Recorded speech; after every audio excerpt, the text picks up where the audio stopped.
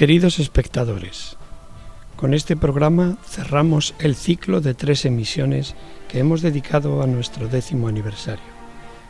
En el año 2011 dedicamos diferentes programas para llevar a los espectadores los preparativos, el desarrollo y las conclusiones de la Jornada Mundial de la Juventud que se celebró en España. La Cruz de los Jóvenes recibe otros nombres, como es la Cruz Peregrina, la Cruz de la Jornada Mundial de la Juventud, pero se conoce como la Cruz de los Jóvenes. Fue creada en 1984 por mandato del Papa Juan Pablo II en la celebración del Año Santo de la Redención y estuvo junto al altar de la Basílica de San Pedro. Es una gran cruz de madera con casi 4 metros de altura y que fue entregada por Juan Pablo II a los jóvenes el 22 de abril de 1984, tras la celebración del Año Santo de la Redención. Con ella nos invitó a llevarla por el mundo como signo del amor Jesús a la humanidad. En 1989, con ocasión de la Jornada Mundial de la Juventud, celebrada en Santiago de Compostela, la Cruz de los Jóvenes visitó por primera vez España. Questo passaggio di testimone assume un valore altamente simbolico con cui esprimiamo immensa gratitudine a Dio per i doni ricevuti nel grande incontro di Sydney e per quelli che vorrà concederci in quello di Madrid. Possano questa croce e questa icona di Maria essere per tutti segno dell'amore invincibile di Cristo e della sua e nostra madre. La JMJ supuso un tremendo esfuerzo de organización y coordinación. Las familias de acogida fueron una base muy importante. Cabe una reflexión. ¿Qué organización es capaz de acoger en sus casas a desconocidos de otros países sin más credenciales que las referencias de otras parroquias y los ideales de Jesús? Fueron nuestras familias de acogida que desde los días previos recibieron en sus hogares a jóvenes de diferentes países. Vaya desde aquí nuestro agradecimiento ya lejano, pero justo y perenne. Por la experiencia de otros días en la diócesis, las familias quedan muy contentas, quedan sabiendo que han recibido mucho. Los chicos se van contentísimos, se marchan a Madrid contentísimos, pero es que las familias sienten que han recibido algo, que algo ha pasado esos días. Nos gusta decir como lema de las familias de acogida, esta es tu casa, porque creemos que es lo que dice la familia al joven, esta es tu casa, pero también decimos, lo recordarás toda la vida. Sabemos que no se va a olvidar, que acoger a un joven de Haití, de Brasil, de Francia, de Italia, de cualquier lugar, eso no se olvida. Además son jóvenes cristianos que saben a lo que vienen a la JMJ, que aquí vienen a prepararse espiritualmente para eso y a compartir con nosotros la fe, también el divertimento, habrá momentos de fiesta, habrá momentos de todo con la gente de la diócesis de Ciudad Real. Eso es lo que vienen a hacer y la familia de verdad saldrá contenta de la experiencia, lo recordará. Otro de los pilares de la JMJ fueron los voluntarios. Por miles se podían contar los jóvenes voluntarios que, unidos como una piña, interpretaron a la perfección las instrucciones para que todos los actos se desarrollaran como se habían planeado.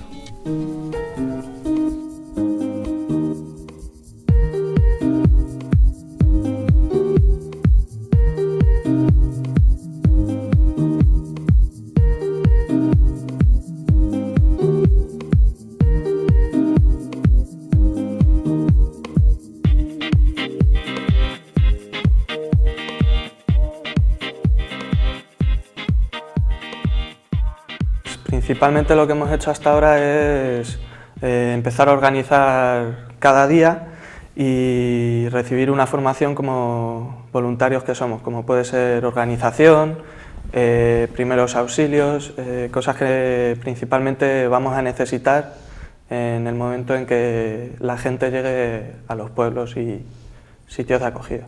Bueno, aparte de las actividades que organice la parroquia, las oraciones, las reuniones preparatorias, pues dedicarles nuestro tiempo pues a enseñarles el pueblo, a enseñarles cómo vivimos, nuestra parroquia, nuestras ermitas, acompañarles en esos días a que nos conozcan todo lo que puedan y sobre todo pues ayudarles en todo lo que podamos. Es una acción que por la responsabilidad que tienes como cristiano y como gente de fe, te ves obligado a hacerla a otros jóvenes que vienen a compartir su fe con nosotros. Muchos recursos, personas, tiempo, oración de fieles y la implicación de diferentes estamentos del Estado tenían que dar el resultado esperado. Los frutos no se verían inmediatamente. Por eso, en un programa nos planteamos, después de la JMJ, ¿qué? Pues yo me estoy preparando porque este año nos confirmamos muchas personas y yo soy catequista de unos chicos de primero de primaria y me gustaría seguir con ellos y acompañarlos hasta la comunión. Hay que seguir después de la JMJ, hay que seguir con ganas porque nos ha fortalecido en la fe y ahora seguir en catequesis para confirmarnos y nada, esperar a la Jornada Mundial de la Juventud de 2013 de Río. Pues ahora estamos aquí, cada uno con nuestros problemas, con nuestros trabajos, con nuestras inquietudes y ahora llega el momento pues, de hacer lo que estamos haciendo ahora mismo, de dar nuestro testimonio y de comprometernos pues, de una manera más fuerte pues, en la parroquia o en la comunidad en la que estemos. Ahora estoy en un proceso de confirmación, este año me confirmo, espero que mi fe dure y perdure como en esta gente que ha venido, ya que no son de nuestra edad, sino que son gente madura. Y nada, una experiencia inolvidable. La vida sacramental supone un eje fundamental de la vida cristiana. Por ese motivo, dedicamos varios programas a los sacramentos de iniciación cristiana y a los padrinos. ¿Qué requisitos recuerdan estas nuevas normas en la solicitud? Bueno, pues en primer lugar no es tanto cambio, sino que algo que es natural que así se pidiera. Es decir, la importancia del bautismo todos lo sabemos, pero por casualidad o porque no se da esa importancia, nosotros hemos sentido muchas veces que decían que venían a apuntar a los niños o las niñas por la abuela que pasaba de camino, o la tía, una vecina. Entonces ahora mismo, viendo la importancia que tiene el sacramento, pues lo que dice las normas, lo que dice el código, es decir, son los padres quienes presentan a la Iglesia a sus hijos y por tanto, a partir de ahora, tienen que ser los padres, el padre o la madre, quien haga esa inscripción en el despacho parroquial. No puede ser otro familiar, ni puede ser una amistad, ni un vecino. ¿Por qué? Bueno, porque ese ya es el primer contacto y el primer paso de seriedad que se da al sacramento, cuando los mismos padres son los que vienen a ofrecer y a pedir para su hijo ese sacramento. Que para ser padrino o madrina tiene que ser uno mayor de 16 años, haber recibido los sacramentos de la iniciación cristiana, el bautismo, la confirmación y la Eucaristía, y luego pues ser testigo de Cristo, pues ser una persona que vive su fe y que tiene una fe coherente, un estilo de vida coherente con la fe que uno tiene. Esos son más o menos los criterios. La elección, pues la elección debería de ir por esos requisitos que la Iglesia nos pide, ¿no? Pues que sea una persona que va a acompañar en la fe, que va a hacer un poco de padre, de madre en ese proceso de fe, tanto de la persona pequeña que haya sido bautizada, como del adulto que vaya a recibir el sacramento de la confirmación, que sea un acompañante que sostiene, que alienta, que da fuerza en todo el proceso de fe de esa persona a la que apadrina.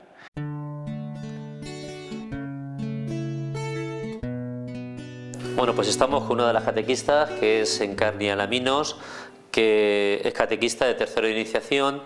Encarni, saludos en primer lugar y explícanos un poquito cuál ha sido el proceso catequético de estos años de iniciación que habéis tenido con los chicos.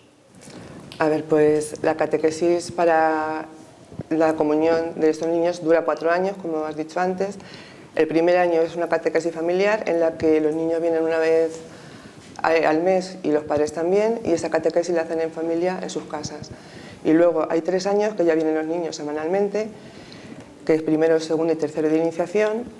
En primero el tema que se les intenta enseñar y que conozcan es a Dios como el Padre Nuestro. En ese año los niños celebran su renovación del bautismo. En el segundo año los temas que tratamos es conocer más a Jesús, su mensaje y los 10 mandamientos, aprenderlos Supuestamente. En este año, por primera vez, los niños celebran el sacramento de la confesión y ahora en este año último, que es en el que ya se preparan más de cerca para la comunión, hablamos de la Iglesia como nuestra madre y también los sacramentos, y hacemos más hincapié, claro, en el de la confesión y en el de la Eucaristía, que es lo que van a celebrar. Julián, ¿nos puedes explicar cuál ha sido el itinerario catequético hasta este pasado curso?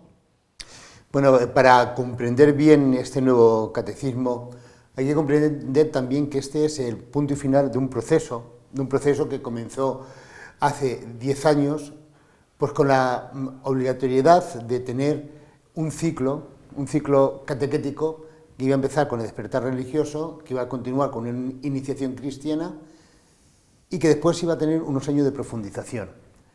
Después de unos años, pues hemos visto que ese proceso no funcionaba como tenía que funcionar. Por eso la Iglesia comenzó a ir introduciendo un nuevo catecismo con una nueva forma de ver la transmisión de la fe. Empezó con un catecismo del despertar religioso, con unos cuadernos, con unos contenidos. Después presentó un catecismo que fue Jesús es el Señor, un catecismo donde iniciaba a la vida sacramental y después nos quedábamos ahí. ¿Qué ha ocurrido en estos años que hemos estado con estos dos catecismos, el despertar y la iniciación? Pues nos hemos dado cuenta progresivamente de que más que nunca en esta época de la historia los niños abandonaban la fe mucho antes de lo que nosotros esperábamos. Es decir, hemos tenido un abandono de la práctica catequética y de la práctica religiosa mucho antes de lo que antes era. Hemos notado que en este siglo XXI, ciertamente en esta pluralidad religiosa, ideológica y de forma de ver la vida, pues la catequesis ha sido pues relegada prácticamente a la vida sacramental, que no llegaba a tocar el corazón del niño. Ahí ha sido cuando la conferencia episcopal pues pensó en terminar ese ciclo que había comenzado con el despertar religioso y después de varios años ha publicado este nuevo catecismo. Entonces antes, cuando un chico hacía la comunión, en tercero o en cuarto de primaria, nos referimos, ¿qué hacía después? ¿Venía a catequesis? ¿Los que venían a catequesis qué hacían?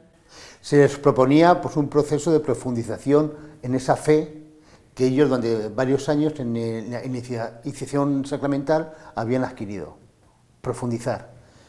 En esa profundización ya teníamos una baja impresionante de chavales, es decir, tú sabes que en nuestras parroquias prácticamente el 80% en muchos casos abandonaban después de la comunión.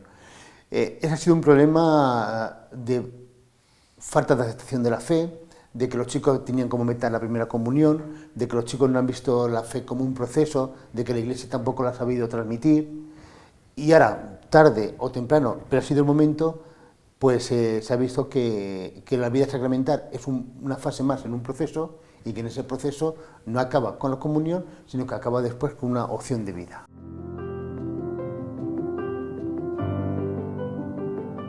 ¿Somos conscientes los cristianos del valor real que tiene el sacramento de la reconciliación? Pues mira, yo te diría, Arminio, que creo que tenemos que crecer mucho en esto. Tenemos que crecer mucho en esto porque el relativismo de alguna manera nos ha jugado en esto la partida. Entonces, el problema que hay de fondo hoy en día es que falta conciencia de pecado. Entonces, claro, al faltar conciencia de pecado, pues es muy difícil que la gente nos planteemos que necesitamos el perdón. Claro, si yo más o menos me he ido formando una conciencia de que todo lo que hago está bien, de que más o menos mi vida va por caminos buenos, de que no necesito la ayuda de Dios, pues al final eso me va haciendo tener una cierta tranquilidad, pero que en el fondo no responde realmente a lo que me está ocurriendo en la vida. El anestesiar, podríamos decir, en la conciencia de pecado hace que luego no caigamos en la cuenta de la importancia que tiene el perdón como algo que nos reconstruye, que nos vuelve a hacer nuevos. Entonces yo creo que el gran fallo de hoy en día, además de que el sacramento también ha tenido su crisis, es sobre todo la conciencia de pecado. O sea, el relativismo nos juega la pasada de decir, bueno, el bien es el bien que tú más o menos te construyas, no hay un bien absoluto, cada uno se hace su propio esquema ético. Entonces, yo tengo mi propio esquema ético y creo que esto está bien, y tú tienes el esquema ético contrario y tú piensas que está mal y está mal. Y más o menos eso, ya te digo, te va dando una cierta tranquilidad, pero en el fondo pues no responde realmente a lo que la persona necesita, ese perdón, ese saber que hay cosas que nos equivocamos, la fragilidad humana. Entonces yo creo que la mayor pega para el sacramento hoy en día está en la conciencia de pecado. Además de que otras personas que tienen conciencia de pecado pues también cuestionan la forma que tenemos en la Iglesia de celebrarlo, también es cierto.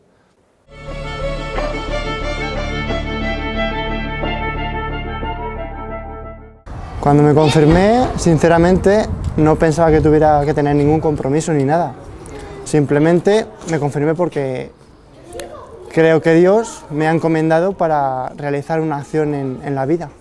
Bueno, pues elegí el Yucat porque pues tenía dudas, pues como todos los jóvenes, cuando te confirmas es en plan, ¿qué haces? ¿Por qué estoy aquí? Y bueno, pues otras dudas sobre la sociedad y sobre la Iglesia.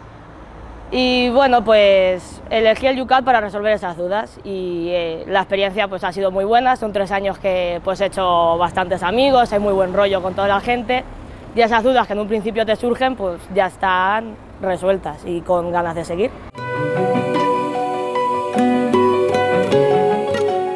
Bueno, pues la verdad es que los temas van enfocados directamente al sacramento del matrimonio. Aquí en Cristana pues son 8 charlas y todas ellas pues van a lo que es la relación de la pareja, la relación conyugal, el arte de ser pareja, la familia, la educación de los hijos. También pues hay en este caso un médico que les habla pues de la apertura a la vida, de cómo hay que concebir el sacramento del matrimonio como una comunión de amor y de vida. También están con ellos en este caso un notario que les habla pues de todo el tema del derecho canónico, de cómo hay que compartir los bienes, de cómo hay que enfrentarse en la vida matrimonial pues a compartirlo pues todo y a la vez pues saber distinguir lo que es lo material, que es muy importante, pero también lo espiritual. Y luego pues hay 2 charlas que damos los sacerdotes, una más dirigida a la importancia de la fe, como para casarse por la Iglesia pues hay que ir con fe, y también un tema que toca directamente lo que es el sacramento del matrimonio, lo que entiende la Iglesia por matrimonio como sacramento.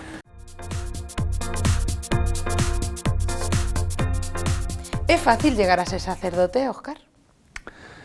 Es fácil, es difícil, pero como cualquier cosa en la vida, es decir, cada uno cuando va buscando lo que Dios le pide, pues como el que es médico por vocación o el que es abogado por vocación, cada uno lo que va desarrollando en su vida, pues le cuesta algo.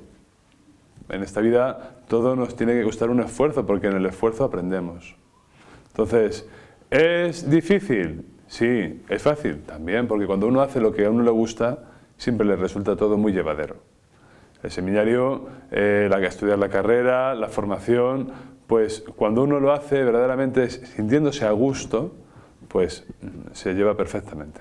Mi primera comunidad cristiana, pues yo nací a la fe en Alameda de Cervera, ¿no? En la parroquia de San Lorenzo, y a través pues de mi familia y de todas las personas que Dios ha puesto en mi camino, pues he ido creciendo en la fe y he ido creciendo en la vocación, tanto gente, familia de la Alameda, ¿no? De mis catequistas, como también gente de aquí de Alcázar, por ejemplo las monjas de clausura, y catequistas y profesores de religión y sacerdotes. Pues todas estas personas han hecho pues que vaya descubriendo poco a poco mi vocación y profundizando en mi fe, y especialmente pues me están animando en este paso que voy a dar. En estos 10 años no hemos olvidado a nuestra Madre, la Virgen María. Ella siempre fue humilde y callada. Por eso quisimos que estuviera presente en nuestro programa, pero de una forma callada. A las jóvenes yo les diría que se están perdiendo lo mejor de la vida, que es el amor que le profesamos a la Virgen y la gran ayuda que ella nos hace a nosotros. Y sin duda alguna que en el momento que ellos se dieran cuenta de eso, estarían más alrededor de ella que como están ahora, que están totalmente desligados de la Virgen y de la Iglesia, sin duda alguna.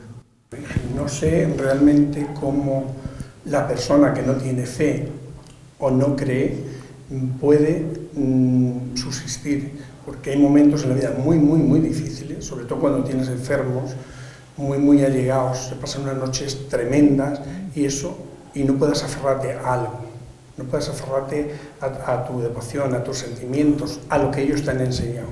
Eso para mí es lo más grande. El rosario es el arma más poderosa que podemos tener los cristianos. Es un arma que nos defiende del enemigo. Podemos conseguir grandes cosas, grandes peticiones, todo lo que nos propongamos, haciéndolo, meditándolo detenidamente, podemos hacer lo que nos propongamos. Pues mira, yo rezo el rosario porque para mí es como una obligación que tengo para con la Virgen, en momentos de alegría y de tristeza. Si es de alegría, pues dale gracias. Y si es de tristeza, porque me acoja y me ayude y me ampare, porque es mi madre. Los predilectos de Jesús fueron y siguen siendo los pobres. Cáritas es la ONG de la Iglesia. Entrevistamos al secretario general de Cáritas como el mejor embajador de los pobres. Cáritas es la dimensión de la caridad de la Iglesia. Cáritas es Iglesia en acción, Cáritas es Iglesia abierta al mundo de los pobres. Jurídicamente, pues la organización oficial de la Iglesia en su dimensión caritativa. Espiritualmente es esa apertura de la Iglesia al mundo, es esa forma de hacerse coloquio con el mundo desde la realidad de los pobres. Y Cáritas es pues comunidades cristianas, fundamentalmente parroquiales, que día a día se van gastando y desgastando en el servicio a los más pobres. ¿Y qué es un pobre? Pues un pobre es aquella persona que no tiene la vida dada por supuesto. Aquella persona que cada día al acostarse tiene que pensar qué será mañana de mí. Un pobre es aquella persona que siente que las necesidades están por encima de sus posibilidades. Una persona pobre es una persona que tiene carencias también para una vida digna. Una persona pobre es una persona que está sola. Una persona pobre es una persona que está triste. Pero la pobreza más radical es la exclusión, que significa carencia material, significa carencia de redes y tejido social que te sustente y significa estar al margen de la vida social, significa estar fuera de la frontera de lo que consideramos vida digna. Pobre se dice de muchas maneras. Nosotros hablamos de la pobreza espiritual como una pobreza buena y de la pobreza material como una pobreza que puede llegar a no dignificar a las personas. Nosotros hablamos de pobreza elegida y de pobreza no elegida, y hablamos de la pobreza elegida como un don, incluso es un voto de la vida religiosa. Nosotros hablamos de pobreza material y hablamos de pobreza relacional. En sociología se habla de la pobreza como medición de un determinado estándar de vida. Pobreza se dice de muchas maneras, pero radicalmente pobre es aquel que no tiene la vida dada por supuesta, aquel que no tiene dónde reclinar la cabeza, diríamos evangélicamente, aquel que no sabe qué va a ser mañana de su vida. Diferentes efemérides de la Iglesia local y diocesana no se nos olvidaron. Merece especial mención la fiesta de San Juan de Ávila, grabado en su pueblo natal. Don Tomás, ¿qué significa para un sacerdote que San Juan de Ávila sea nombrado doctor de la Iglesia? Entonces, un doctor de la Iglesia es un hombre que es sabio porque ha saboreado, le viene la palabra sabio, de saborear, ha saboreado y gustado la ciencia de Dios.